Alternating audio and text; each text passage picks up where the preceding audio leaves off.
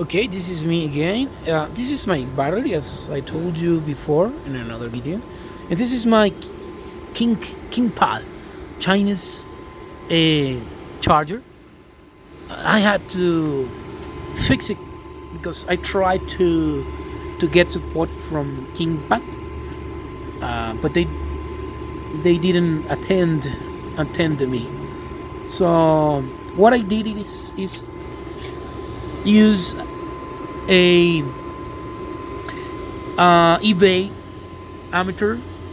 You can program it so that it can stop charging at your desired voltage, and I just add in this little box is a relay, and that's all. It works great.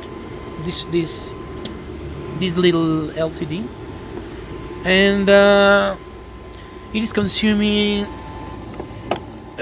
about 1.4 kW. I am using 110 volts alternating current. That's all.